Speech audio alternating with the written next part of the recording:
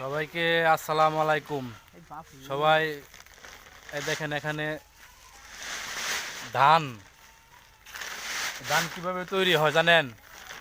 এই ধান থেকে আপনার জ্বালা তৈরি করতে হয়, তারপরে জ্বালা থেকে আবার লাগাইলে আপনার আবার এই যাকে বলে রোয়া থেকে আবার ধান তৈরি হয়। এর জন্য এখনো অনেক মেহনত করতে হয়, অনেক কষ্ট করতে হয়। এগুলো থেকে আমরা অনেক অপচয় করি, অনেক অনেক অপচয় করি, এর কোনো হিসাব নাই। আমরা ঢাকা শহর দেখি আপনার অ্যাভেলেবেল চাল রান্না করা হয়, কিন্তু অনেক চাল নষ্ট করা হয়, অনেক ভাত নষ্ট করা হয়। যে পরিমাণ ভাত নষ্ট করা হয়, অনেকেই না খাইতে থাকে ভাত, অনেকে কিন্তু ভাত না খাইতে থাকে, কিন্তু আমরা যাতে অপচয় না করি, যাতে নষ্ট না করি চাল। ঠিক আছে নাকি যাতে অপচয় চাল নষ্ট করি আমরা, সেভাবে আমরা একটু খেয়াল রাখবো, দেখেন এখানেও অনেক বাইরে আছে, কৃষক বাইরে আছে, আপনার ধান কিনতে আসছে। সবাই ওনাদের জন্য সবাই একটু দোয়া করবেন।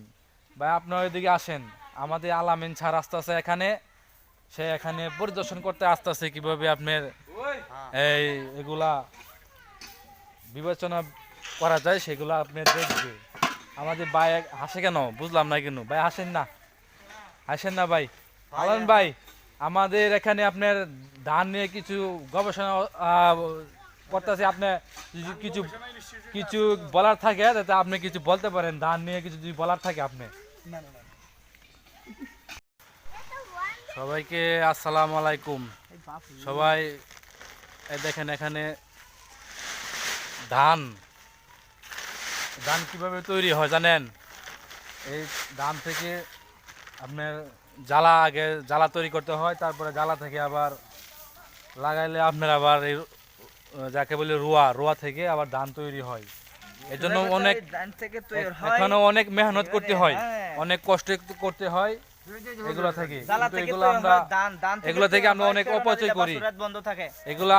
অপচয় করি, অনেক অনেক অপচয় করি, এর কোনো হিসাব নাই। আমরা ঢাকা শহর দেখি আপনার অ্যাভেলেবেল চাল রান্না করা হয়, কিন্তু অনেক চাল নষ্ট করা হয়, অনেক ভাত নষ্ট করা হয়।